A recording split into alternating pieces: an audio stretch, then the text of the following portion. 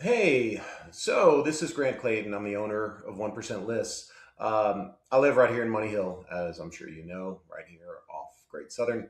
Um, Speaking to agents in the neighborhood, specifically Kathy and other people that just ask me real estate questions. How's the market? How's the market? What's going on with the market? All that kind of stuff. Um, some of them are just generally asking about the market, but most people want to know how's Money Hill. And so I decided to make a video that would hopefully help everybody and make them understand why their house is not selling in Money Hill.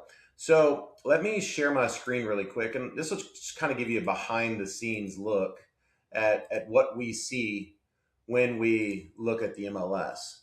So give me 1 second to pull this up right here. Okay. So this is the MLS. So for those of you who've never seen it, this is the back end of the MLS. This is what I searched for. I searched for all these statuses. So coming soon, active, pending, open predication, pending, closed.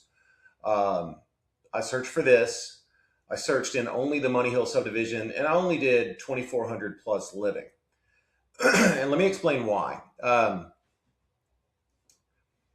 What we're dealing with here is consumer choice. So if you want something under 2,400 living, aside from Bald Eagle and maybe High Street, but even those are kind of ruled out. Basically, we're talking about Orchard Row. I mean, Orchard Row is where you're going to be if you want a smaller house in Money Hill or one of the condos. Nothing else is really going to meet that demand for you. Really, what we're talking about is the custom, larger homes that are available in Money Hill. So honestly, we could probably move this on up to like 2,700 plus living. Okay. Now then, this is only going to show me properties that are at least 2,700 living area. And now I hit show me the results, and this is what it shows me. And this is what this is running the comps. So when an agent says I'm going to run the comps, I'm going to make a comparative market analysis, a CMA. This is what they're talking about doing. So right here, we have two brand new homes at the top that are at $272 a foot and $275 a foot. And so I think sometimes the best way to ask yourself, why hasn't my home sold, is to remove yourself from the emotional and personal feeling of selling a home. I was just to kind of tell you a quick funny story. I was selling a house for a guy that owned a bunch of car dealerships, and he got an offer on his house, and it was a very reasonable offer. And he was completely insulted by the offer. And when I asked him why, and I showed him the data as to why it's a reasonable offer, he's like, well, man, I raised my kids in this house and I did this and this and this. And he kept talking about all this emotional attachment. And once again, he owned car dealerships. And I was like, man, here's why your house isn't selling. You are, what you need to be doing is you need to be selling a car off your lot. It's just a GMC Yukon. You're selling a truck off your lot. That's what you need to be doing. But instead, what you're doing is you're talking about parting with your dad's old Model T. It's your dad's old classic car that got passed down to you. That's a completely different thing. It's very hard to be objective when you're selling something that you have a personal attachment to. Okay? Because when you have a personal attachment, it overly inflates the value of your home. And the only way somebody's going to pay that price is if they develop an emotional attachment to your home that matches yours. And that's probably not going to happen because they don't have any memories there. And so, just looking at this, most of your buyers that come in Money Hill, they're going to be looking at lots considering building. And the only reason they're not going to build is if they can have a house that either checks off all of their boxes, or a house on a lot that's really beautiful on a golf course that's just really pushes things over the top. But I mean, it's got to really check off a lot of boxes too, because having a house that you don't like with a view that's amazing is not really great for most people. Or they're just going to go buy new construction. New construction is designed to be a blank slate. It's not offensive to anybody. It's neutral colors, it's open floor plans, it's what people want. Now, they might not get a primo lot that backs up to a lake or the golf course yet, but they're getting a brand new house that they're not going to need to change anything. And so while your house might already have a fence, it might already have window treatments, it might already have all these things that they wouldn't have to do with a new house. If they don't like those things, and if they have to change those things about your house, then that's all of a sudden, that's not a value add to them. Okay, like your drapes, if they don't like your window treatments, they're looking at it like it's an expense. Whereas you're looking at it like it's a bonus. They're looking at it like it's an expense.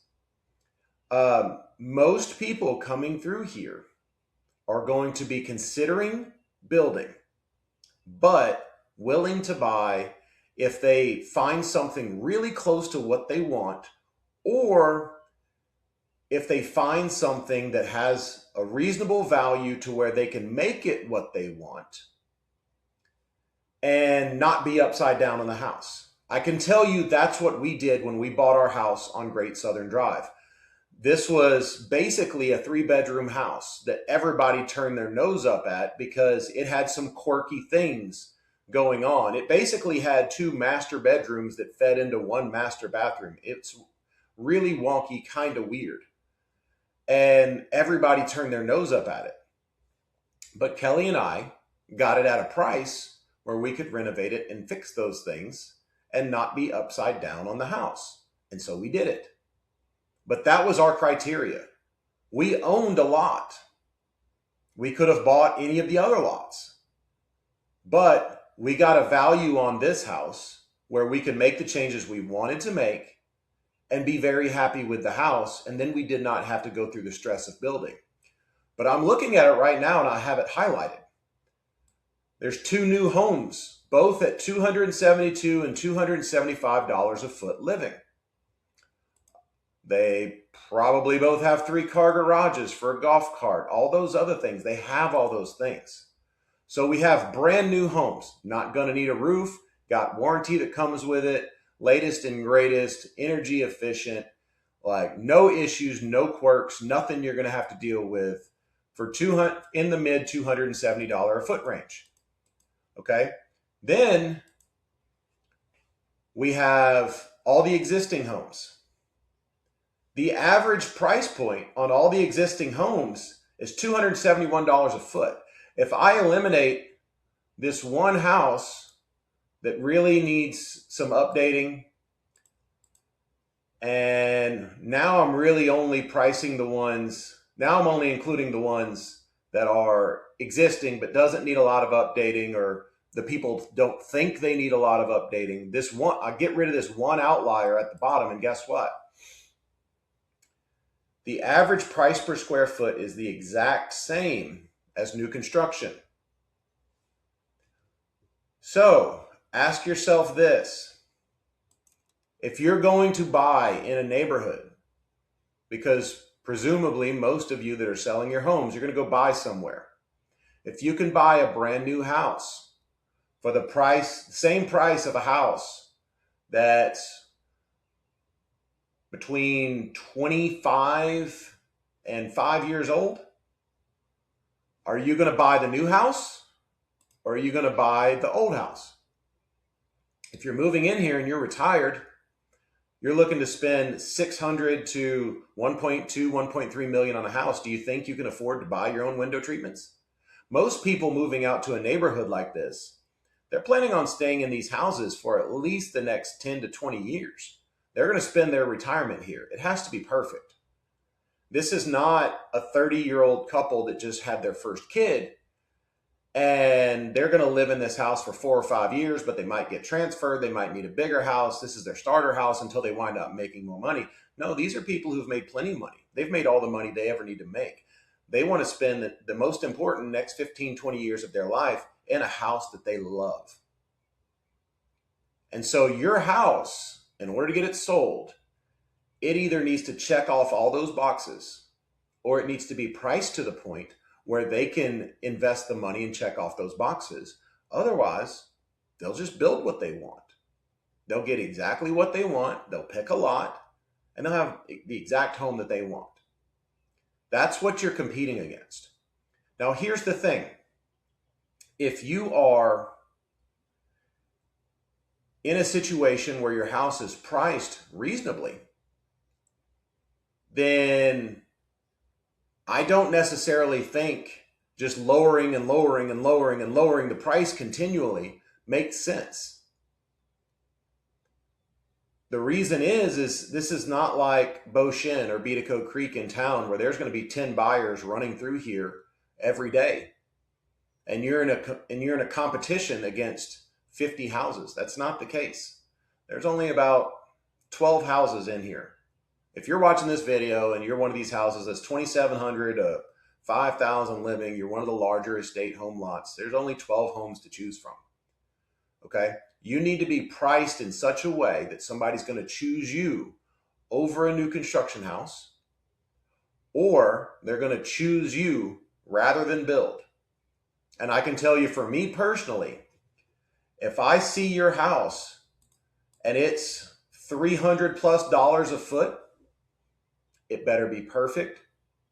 It better have a pool. I better not have to touch a thing, and it better be on a gorgeous lot that I just can't replicate. Now, I'm never going to get this view on any other lot.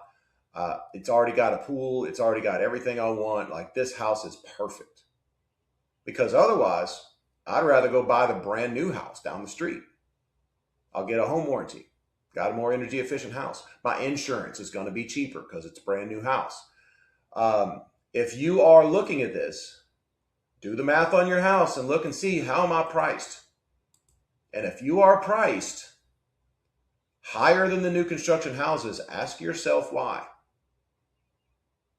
Now, if you're a smaller house, if you're like under 3,000 living and you're on a great lot, you got a pool, something like that, okay, because you're a smaller house. But if you're one of these larger homes,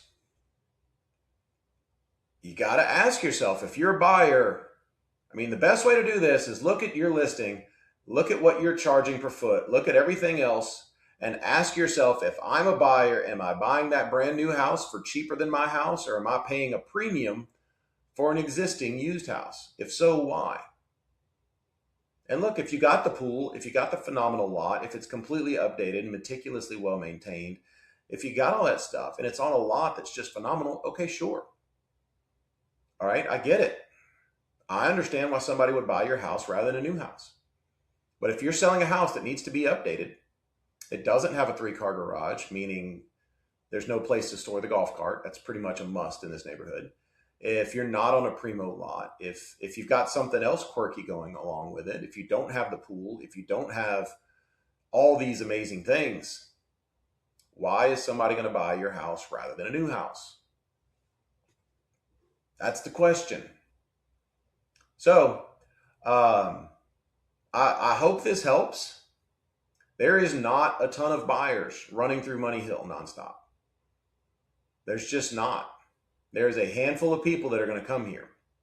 But for the handful of people that are going to come here, ask yourself, how many people move here and then move away in 2 years? Not too many.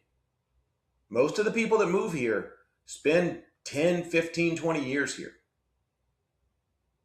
If you've got money and you can kind of do whatever you want to do, are you going to settle for a house? Are you going to settle to have less than what you want? Probably not. But if you do, are you going to pay a premium to settle and not have all your boxes checked off of what you want? Probably not. You want exactly what you want. Or you want value to where you can make it what you want, which is exactly what me and my wife did. Hope this helps. This is the reason why. If your house hasn't sold, this is the reason why. So if you're priced pretty well and looking at a CMA, you need to be, if you've got a house that doesn't need to be updated, like it's 10, 15 years old, without seeing your house, each house is different, but you need to be priced at least a little bit cheaper than the new construction homes, which are going for $275 a foot living. If you're well over $275 a foot living, you better have a lot of huge reasons to buy your house. Our house, we could probably get over $300 a foot for right now, but we just put in a brand new heated pool. We covered the pool. We've upgraded the heck out of our house. So we could probably get that number, because somebody's going to say, you know what? I'd probably rather have the covered pool, and I'd rather have a house that's already done than have to go build a house and put in a pool and everything else. Because by the time they do all those things, they're going to be over $300 a foot anyways. But if you don't have those things, nobody's going to pay a premium for your house. They're just not. And if you're charging a premium, then you need to be prepared to be very patient and wait until the market, until interest rates come down, until something major happens to make your house worth it. Because your house is not going to where the market is. You're waiting for the market to justify what you want for your house. And that's a difficult place to be. You need to learn to be very, very, very patient. Your house is worth what it's worth. It's not worth what you think it's worth. It's worth what the market says it's worth, and it's worth what a buyer wants to pay for it. And for the very selective buyers that are coming through right now, it better be perfect. It better be damn near perfect, or it better be at a value. To give you an idea, Kelly and I bought our house for under $210 a foot. And it was 6 years old, on a nice lot with a big live oak in the back, backs up to a little bit of green space on Great Southern. We bought it for about $210 a foot. But people had turned their nose up at it. People didn't want it because it was a quirky floor plan. We had to renovate it and make it work. So if you're at $300+ a foot, why would somebody buy your house? Hope this helps. Have a great day.